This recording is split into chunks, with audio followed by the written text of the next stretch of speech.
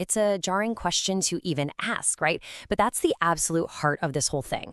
It forces us to think about what happens when an artist's legacy becomes a brand, and what kind of responsibilities, if any, come along with that.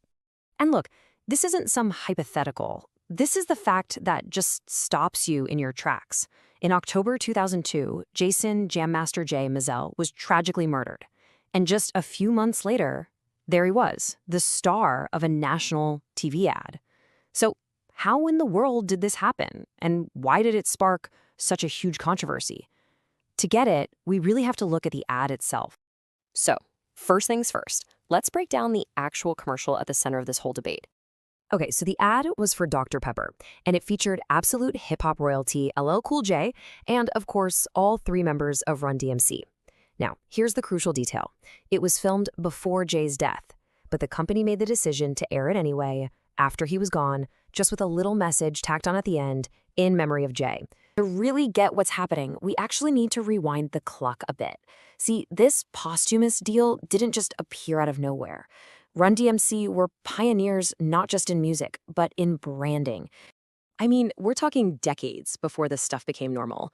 Run DMC were blurring the lines between culture and commerce. They literally turned their love for their sneakers into a massive hit, My Adidas, which led to this unheard-of sponsorship deal for a rap group at the time. They got the power of a brand way early on. And this history, this cross-promotional synergy, is the essential backdrop for everything that happened later. So knowing that branding was already part of their DNA, that sets the stage for the deals made after Jay's death. And it brings us right to the heart of a conflict. When does a tribute cross the line and just become a trademark? And you know, the Dr. Pepper ad wasn't the only deal. On what would have been Jam Master Jay's 38th birthday, Adidas released a limited edition sneaker. Now this one felt a little different. Only 5,000 pairs made. And here's the key part. All the money went to the Scratch DJ Academy, where Jay had actually taught. But even with that charitable angle, having these two big brand deals drop back to back definitely raised some eyebrows. The criticism came in hot and fast. A lot of people just felt it was all way too much, way too soon. And for the folks who really took issue with the Dr. Pepper ad, they pointed to one specific alleged detail that just felt wrong. And this is what really lit the fire. The allegation was that the group's signature scratch, their iconic call-out, where Run DMC and Jam Master Jay, was actually digitally changed to Jam Dr. Pepper, literally replacing his name with the sodas. And wow, this comment from a blogger at the time, it just perfectly captured the outrage. To the critics, this wasn't a tribute at all. It felt like an erasure. It was a prime example of what some people started calling branding from beyond the grave. It's this whole phenomenon we've seen with other icons, right? Where their image just keeps selling products long after they're gone. But the timing and the context here, it just felt different to a lot of people. And yet that is not the only side to this story. Because the people closest to Jam Master Jay, they had a very, very different take on it all. And they actually defended the decision to air that commercial. So on one hand, the central criticism was that this was a really crass way to cash in on a murder.